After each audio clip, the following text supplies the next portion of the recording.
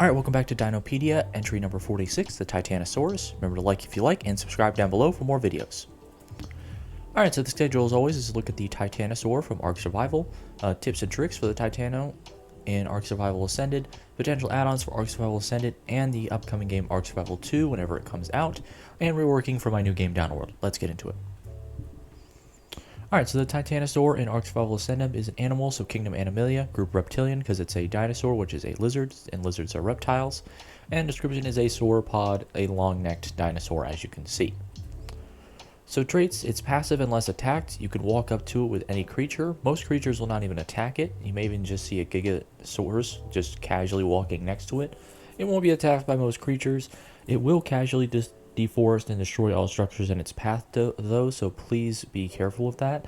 If you do find one, you have to keep track of its location, because it will just walk through all forest and just deforest everything in its path, except for like rocks and stuff. And if it does come to your base, it can destroy everything, even metal structures and tech structures, so do be worried about that.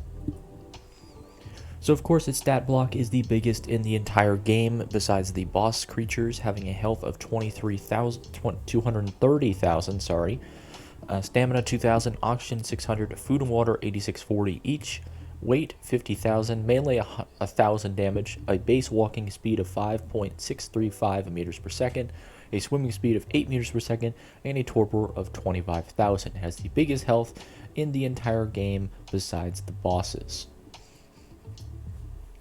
So of course its utilities and roles.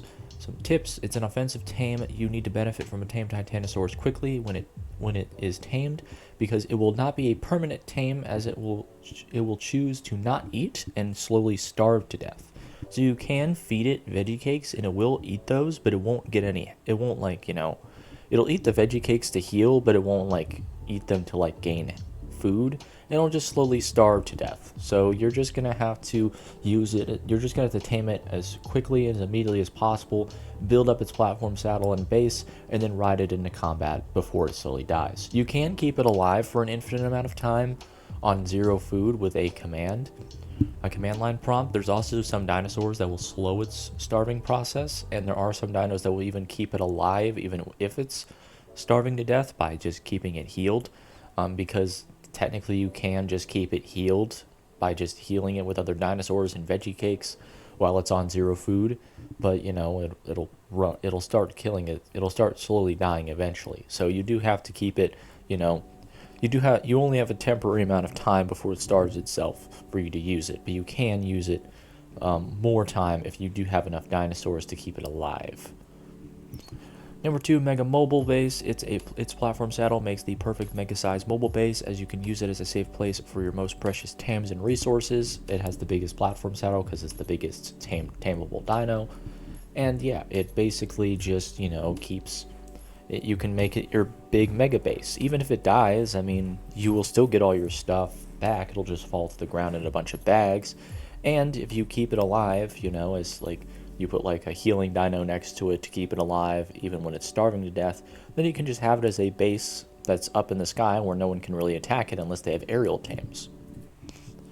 Also, Siege Machine uses its platform saddle to surround its body with walls, making a perfect mobile turret mount, basically placing all your turrets on it, and surrounding its body with walls with its platform saddle, because you can build down from a platform saddle, making it so you can kind of surround its entire body in walls to keep it even extra protected, and make it a mobile turret base for all your players to use for cover, and also to use all your turrets, auto turrets, minigun turrets, catapults, ballista turrets, everything you can place on it, plant spores.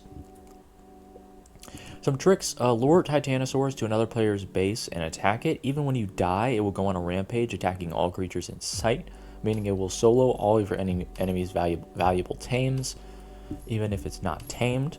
So the best way to do this, in my opinion, is to get a Gallimimus. Just get like a low-level Gallimimus, because it can still outrun it.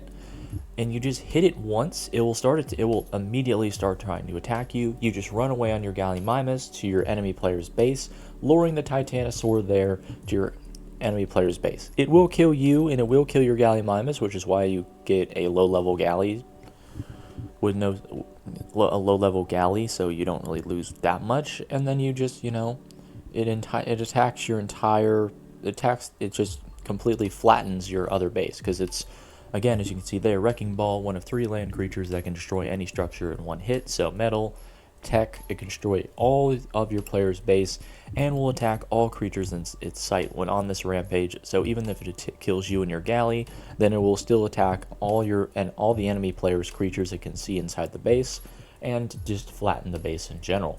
So it's very useful when just trying to solo another player's base, and all you have to do is just, have a useless fast tame that you can use to ride it to the other player's base.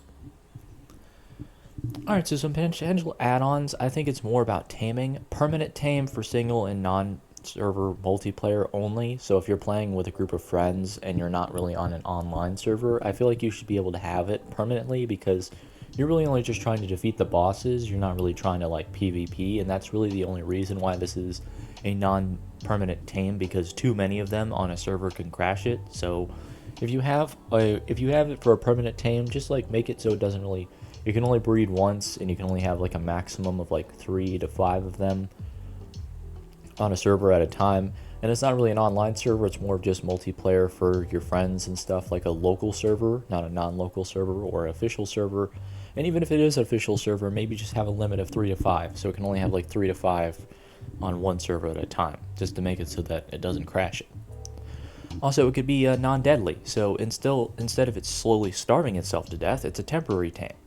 So it's only time limited, so like a 24-hour tame, similar to the Loporodon, which is a artifact boosting dinosaur that gives you mythical loot crates for a limited time when you tame it. So it's only a 30-minute tame for the Loporodon, which is useful because it is so powerful in its loot capabilities.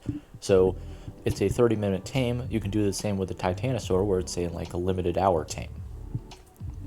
So the Ark Survival Titanosaur compared to the Jurassic World Evolution 2 Titanosaur, both are similar height. However, the Titanosaur in Ark wins, because not only does it look better, because the Jurassic World one just looks like low effort, because this is the Titanosaur compared to the Brachiosaur, so you can see it's bigger, and it's still similar to the Ark Survival one in size, but the Ark Survival one has rock plates and bulky rock spikes all the way going up to its neck to its tail, so I do think it's more detailed than the Jurassic World one.